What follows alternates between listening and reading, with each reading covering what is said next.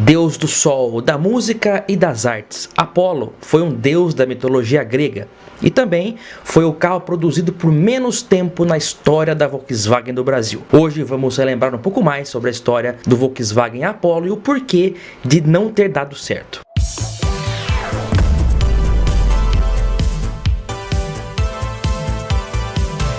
Olá amigos do canal PL, que bom que você está aqui, seja bem-vindo. Se você considera esse tipo de conteúdo relevante, se inscreva no nosso canal e siga as redes sociais. Ó, você não está participando? Chegamos a 50% das cotas vendidas do sorteio que vai ocorrer agora no final do ano para o Fusca Série Prata, que irá para a garagem de um inscrito do canal. Para você concorrer é muito fácil, basta acessar o link que está na descrição desse vídeo e você concorre à primeira série especial do Fusca no Brasil. Corre lá, não perca mais tempo. Olha, a Auto Latina foi uma estratégia de fusão entre a Volkswagen e a Ford aqui no Brasil, que se concretizou de fato no dia 1º de julho de 1987. Esse ato de unir as duas montadoras foi uma estratégia para preservar as operações de ambas no Brasil. Naquele momento, em 1987, o país vivia uma crise econômica e a alta inflação corroía o poder de compra da população. A situação da Ford era crítica e a saída da marca do país já era cogitada naquele tempo,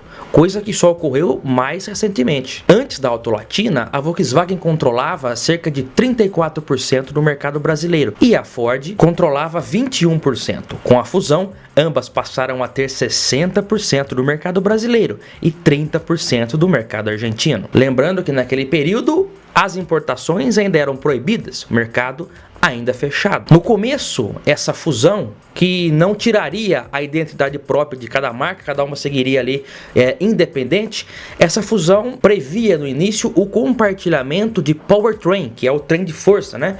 A Volkswagen entraria cedendo os motores AP 1.8 para a Ford e a Ford cedendo o motor CHT 1.6 para a Volkswagen. Já era previsto então de fato que os motores AP 1.8 iriam para os carros mais caros da Ford e o CHT 1.6 iria para os carros mais baratos da Volkswagen, o que de fato aconteceu no ano de 1989, quando a linha Escort XR3 e Ghia e também a linha Del Rey e Belina passaram a adotar o motor AP 1.8 e os modelos mais baratos da linha BX, como Voyage, Paraty, Gol e até Saveiro, passaram a ser equipados com o motor CHT, que foi renomeado para AE 1600. Lembrando que nessa época a Volkswagen já tinha o motor AP 2.0, mas ela não colocou esse motor para jogo no primeiro momento. Ele ficou restrito só ao Santana e ao Gol GTI, que foi lançado também em 1989.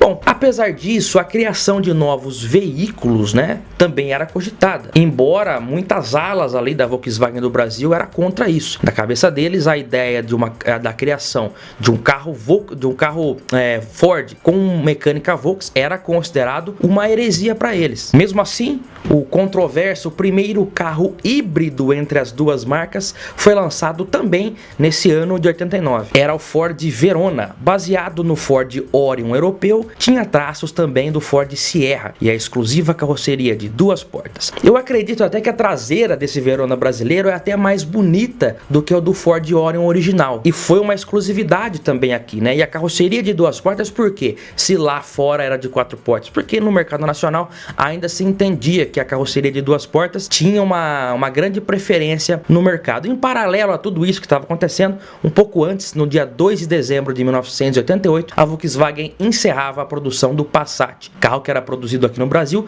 basicamente com a mesma carroceria desde 1974. É bem verdade que de 1985 para frente, a Volkswagen não investiu tanto mais no Passat, que já tinha a intenção de tirá-lo de linha e para que ele também não tirasse vendas dos modelos da linha Gol, que naquele momento eram a prioridade. Mas com o seu fim, uma lacuna foi criada na linha Volks e essa lacuna teria que ser preenchida. A solução encontrada por eles foi de criar um sedã com base Ford, mas com um visual Volkswagen. De certo modo, pegar o Verona, que acabava de ser lançado, e fazer a partir dele um carro com identidade própria, uma identidade Volks. No primeiro momento, os protótipos e desenhos apontavam para um carro até bem diferente do Verona, com a dianteira e a traseira seguindo bem a linha de modelos Volkswagen, mas por questões de custos, essas mudanças foram abortadas. Restou então para a equipe de design esportivar os elementos do próprio Verona, e também já era intencional fazer isso daí porque era para substituir o legado, de certo modo, deixado pelo antigo Passat Pointer. Obrigados basicamente a usar os mesmos faróis, grade, para-choque e até lanterna traseira, eles tiveram que improvisar. Na dianteira decidiram colocar o emblema da Volkswagen na grade ao invés do capô, só que a grade era estreita demais e o único emblema que coube ali foi um do mesmo tamanho dos emblemas das rodas. Os para-choques ganharam pintura na versão GLS e atrás lanternas fumê que eram um formato um pouco diferente do Apollo e eram interligadas por uma moldura de placa que era um item inexistente no modelo da Ford. Além disso, também um inédito aerofólio traseiro. No interior, um painel diferente do Verona, que usava o mesmo tabelier do Escort. No carro da Volkswagen, um inédito tabelier, mais arredondado. O mesmo relógio digital da Ford saiu do teto e foi parar junto ao painel, dessa vez com iluminação âmbar. O quadro de instrumentos também era o mesmo do Verona, porém com a grafia no padrão Volkswagen, para dar uma enganada ali. Ponto negativo era a ausência do Check Control, item de série no Verona GLX. Boatos de corredor da época alegam que o nome Apollo foi escolhido com 2 L's para agradar o então presidente da República, que estava no início de mandato, inclusive em 90, Fernando Collor de Mello. São boatos de corredor que, de fato, nunca foram comprovados. Isso é uma mentira, é uma pantomima, uma patuscada. Ao contrário do Verona, que nas versões mais básicas, como o LX, vinha com o motor CHT 1.6 e nas mais caras o AP, o Apollo não. Ele realmente saiu com todas as versões, vinham equipadas com o motor AP 1.8, desde a versão GL e depois o GLS, que era o mais completo. O câmbio também era diferente, né? Se no Verona a gente tem umas relações mais longas no padrão do Golf alemão, no Apollo, como tinha essa proposta mais esportiva, o câmbio colocado foi o mesmo do Escort XR3, que tinha relações mais curtas. Então o Verona tinha uma quinta marcha, principalmente mais longa, e o Apollo uma marcha mais curta, uma quinta marcha. Na verdade todas as marchas eram mais curtas, mas eu digo assim, na dinâmica na estrada o motor trabalhava numa rotação maior. Isso cai mais uma vez naquela estratégia de destinar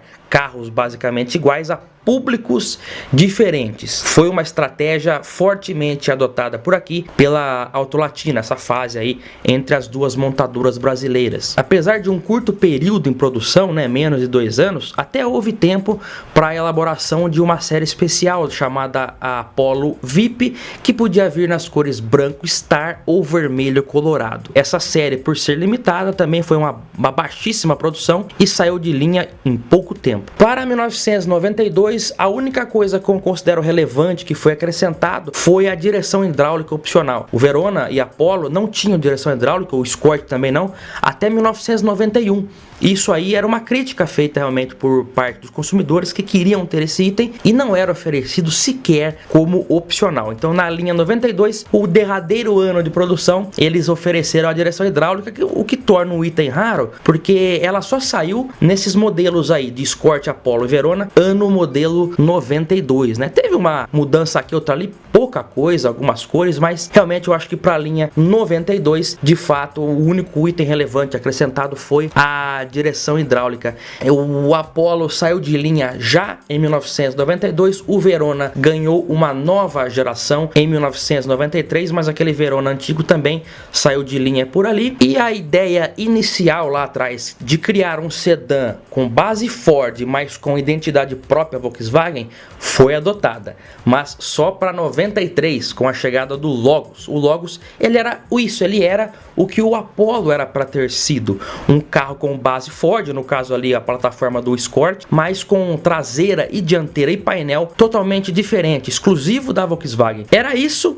que o pessoal queria fazer com o Apollo lá atrás e não foi feito. Pelo visto, eles se arrependeram amargamente de não ter feito isso, porque o Apollo foi um maior fracasso. Apesar de ser um carro legal, eu gosto até do Apollo, mas olhando do ponto de vista da época, comercialmente falando, não vendeu muito bem. Foi um carro inexpressivo no mercado nacional. Eu listei aqui alguns motivos que eu acredito tenham sido cruciais para o insucesso do Apollo no Brasil. Dentre eles, podemos acrescentar aqui que esses carros pegaram o choque da abertura comercial em 1990. Então, no mesmo período em que esses carros estavam sendo lançados, nós estávamos recebendo inúmeros modelos importados no país. E muitos deles eram destaque na imprensa automotiva, que às vezes acabava não dando mais tanto destaque para esses carros nacionais, porque tinha muito carro importado chegando e era novidade. Então, não só o Apollo, mas outros carros como o próprio Verona foram prejudicados também por esse fato, né?